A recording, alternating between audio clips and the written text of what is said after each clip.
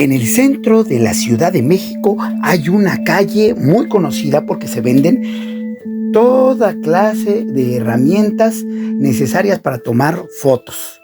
Sí, cada vez esto se va modernizando más, pero todavía existen cámaras fotográficas tradicionales muy antiguas. Se dice que uno de los primeros en vender cámaras y todas las herramientas y reflexiones necesarias para llevar a cabo las fotografías, para realizar fotografía, fue Daniel. Daniel era un norteamericano, él venía de Houston, Texas. Se había mudado acá a la Ciudad de México atraído por su cultura, por sus monumentos y por la calidez de su gente. Acá conoció a una mujer mexicana de Oaxaca. Se enamoró de ella, ella también estaba muy apasionada con Daniel. Él traía bastante recurso y conocía demasiado respecto a la fotografía, así que decidió emplear su dinero, poner un negocio. Puso este negocio muy grande de fotografía y debido a que era una persona muy conocida en todo el medio, daba clases en las universidades, en otros tantos colegios privados. Además, también participaba en algunos periódicos y revistas muy importantes. Por lo que, contrario a lo que se esperaba, o que esperaría la mayor parte de la gente que apenas pone un negocio, pues él comenzó a tener mucha gente. Todos sus alumnos y alumnas y recomendados de los mismos acudían a comprar cámaras y todas las refacciones necesarias para la fotografía con él. Así que su negocio creció rápidamente, por lo que no solo se conformó con esa sucursal, que prácticamente se convirtió en la matriz, es decir, en la más importante de todas. Puso otras sucursales en el resto del país. Su negocio se hizo muy fructífero. Le proporcionaba bastantes dividendos. Entre las cámaras que tenía podía encontrarse esas cámaras modernas. Ahora todavía existe la posibilidad de encontrar en toda esa calle cámaras muy modernas, digitales, etc.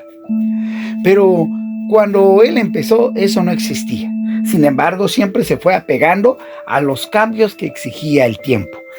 Pero tenía cámaras de inicios del siglo pasado. Las tenía en un aparador muy lujoso y bien iluminado, que llamaba la atención de la gente, por lo que muchos decidieron llamarle el museíto de la fotografía. Sí, porque observar en esas vitrinas las fotografías en orden cronológico, es decir, desde el pasado, desde las más remotas hasta las más actuales, era una experiencia de un museo, la experiencia museográfica más impresionante relacionada con la fotografía. Así que la gente a veces hasta se formaba para pasar. Y él, claro, no abusaba de ello, no cobraba porque estuviesen viendo. No. Incluso les impartía algunas charlas para decirles una a una de dónde provenían las cámaras, quién las había creado, cuáles eran sus características y en qué año habían sido fabricadas. Pero tenía una cámara en especial que mantenía guardada. No oculta, simplemente guardada. La había atesorado demasiado. No se sabía por qué, solo su mujer sabía que existía esa cámara y que era muy entrañable para él, que algo ocultaba con ella, nada malo, por el contrario, pero nunca le interrogó, no le gustaba importunarlo. Habían tenido ellos 2 hijos y los hijos también se fueron adentrando en la fotografía desde muy temprana edad. Desgraciadamente, Daniel murió. Cuando murió, sus hijos no tuvieron más remedio, aunque les encantaba, que hacerse cargo del negocio, sobre todo el mayor. Se hicieron cargo y continuaron con las instalaciones tal como las había planteado su papá, allí en el mismo negocio. La gente acudía todavía más después de la muerte del padre, pues tratando de seguir la tradición. Pero cuando el hermano mayor encontró la cámara, consideró que era una cámara común y corriente, así que la sacó y la puso en el aparador, una cámara que se veía muy antigua. Así que la unió al resto de las cámaras. La gente seguía viéndola, pero curiosamente, la mayor parte de la gente cuando acudía no se conformaba con verla como las demás, que habían unas muy hermosas y sofisticadas y otras muy antiguas, rudimentarias y de colección. Pero por esa insistían en que la querían comprar. Le rogaban y le rogaban. Al principio él no cedió, pero con el paso del tiempo, accedió. Llegó un hombre que le dijo: Oiga, yo ya he venido a ver esa cámara varias veces, y no me lo tome a mal. A mí me gustaría tenerla en mi casa, ¿sabe? Yo también colecciono algunas cámaras y conozco bastante de fotografía, y además conocí a su padre, un buen hombre, un buen hombre. Así que me gustaría comprarla, insisto. ¿Qué dice usted? Yo estoy dispuesto a pagar la suma que usted me pida. Tengo dinero suficiente para ello. No me dolería hacerlo. Sería un placer.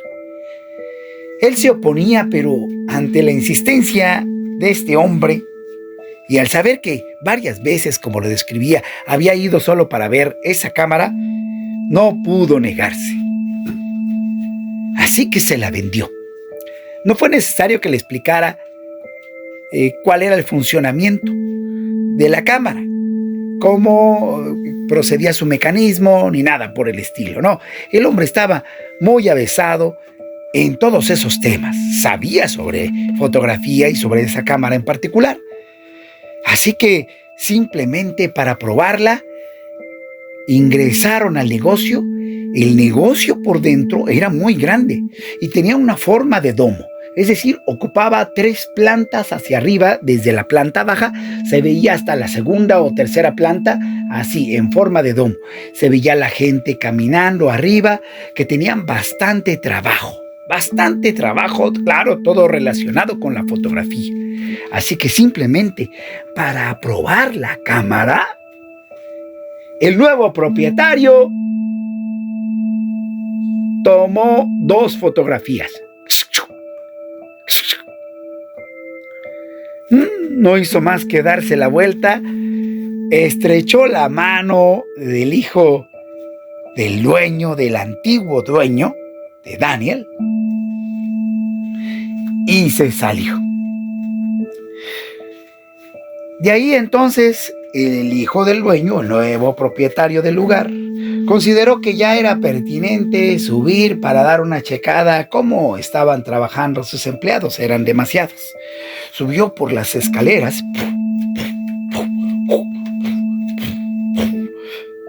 y cuando llegó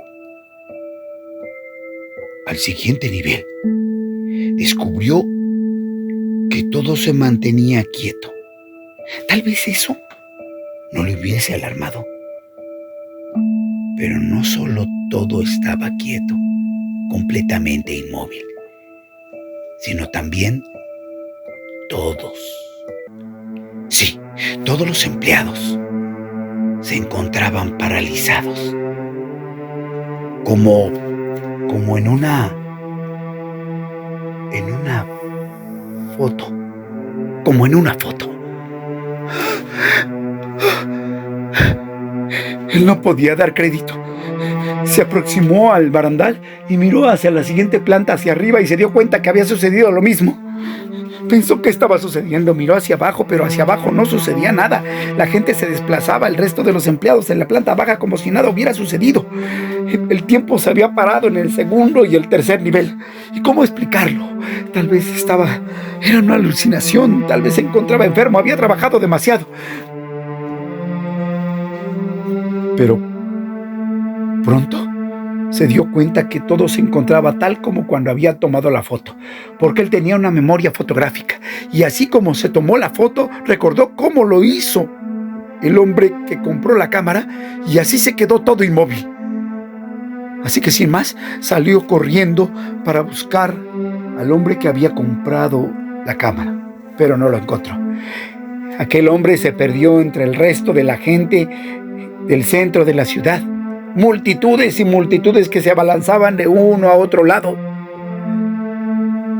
Y no pudo encontrarlo. Sin más remedio, la situación fue avanzando y tuvo que ir a rendir parte a las autoridades, pero las mismas autoridades no sabían cómo asumir esta situación. En el acta se describe que todos habían quedado paralizados y prácticamente después de los análisis médicos,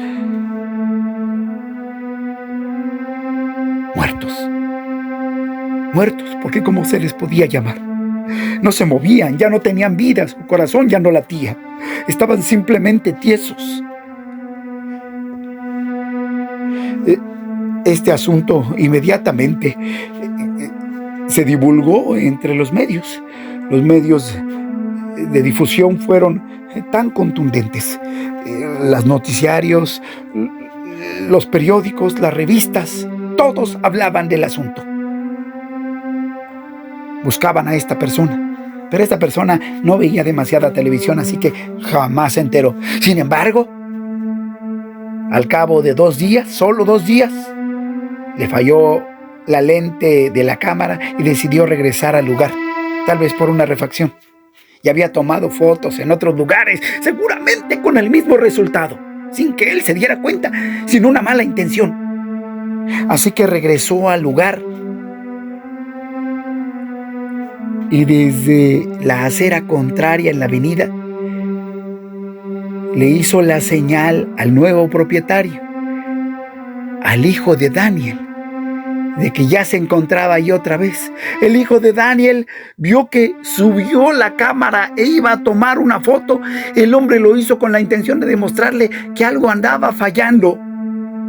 Por eso quiso tomar la foto de todo, pero solo alcanzó a gritarle: ¡Oiga,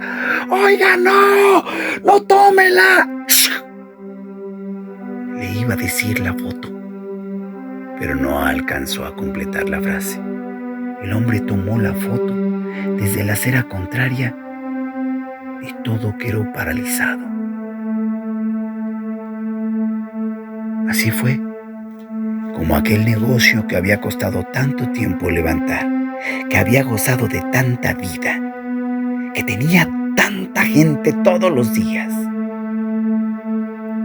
ahora había quedado paralizado, víctima de una cámara. Una de las cámaras que había permanecido oculta durante tanto tiempo y que ahora se encargaba de petrificar todo hacia la eternidad.